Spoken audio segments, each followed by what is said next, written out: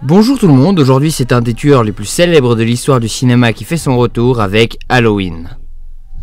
Tu peux fermer la porte du placard ?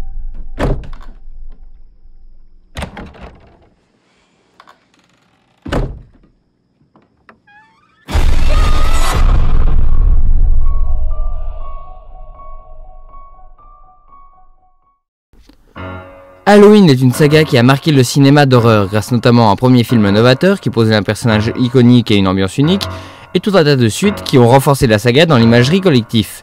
Je suis déjà revenu sur les 10 premiers films dans ma rétrospective, lien dans la description, et je ne vais donc pas revenir dessus car ce qui m'intéresse aujourd'hui c'est le nouveau chapitre. Car après le deuxième film de Rob Zombie qui venait sérieusement dans le n'importe quoi, on pensait tous que la saga était morte et enterrée. Sauf que s'il y a bien une chose qu'on a appris avec le temps, c'est que cette saga est à l'image de son personnage principal, increvable. Et elle revient cette année avec un nouveau film nommé sobrement Halloween. Sérieux, ils auraient pu un peu plus se creuser la tête car c'est déjà le troisième film qui s'appelle Halloween.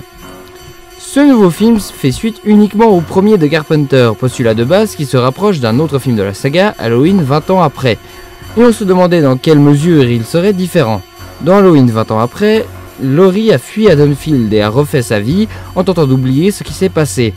Halloween version 2018 prend une toute autre direction, et pour être honnête, explose totalement Halloween 20 ans après et la plupart des autres films de la saga en termes de qualité et de développement. Ici, Laurie ne cherche pas à oublier Myers, elle se prépare à le recevoir et s'enferme dans son traumatisme. Et un des thèmes particulièrement développés dans cette version, c'est le lien entre Laurie et Michael. Comme c'est la suite uniquement du premier, on perd l'idée que les deux sont frères et sœurs, comme annoncé ici. C'était pas son frère qui avait assassiné des babysitters? Non, c'était pas son frère. Les gens se sont fait des films. Cette idée permettait au précédent de justifier que Myers s'en prenne à Laurie. C'était par exemple au centre du remake de Rob Zombie. À l'annonce du film, beaucoup ont gueulé que supprimer ce lien serait débile et supprimerait toute logique.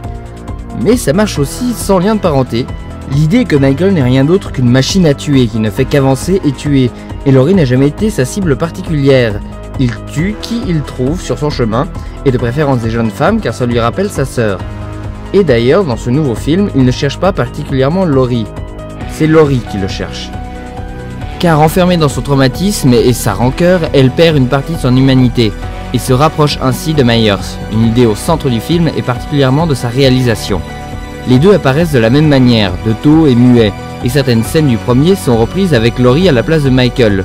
Pour donner un exemple qui spoil pas trop, la scène de l'école.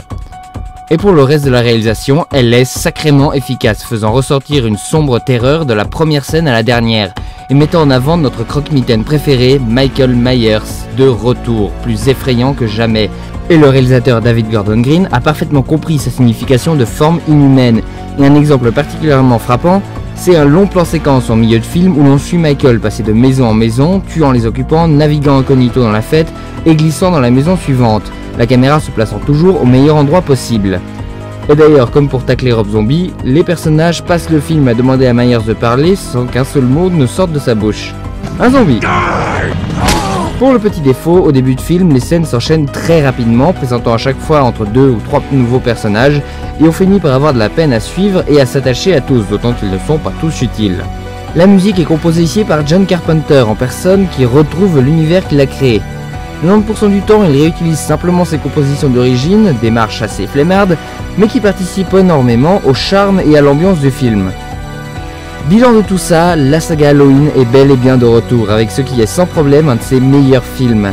Car voilà un slasher inventif qui fait preuve d'imagination sur comment rendre son tueur le plus efficace possible, et qui utilise tous les moyens que le cinéma lui offre pour y parvenir.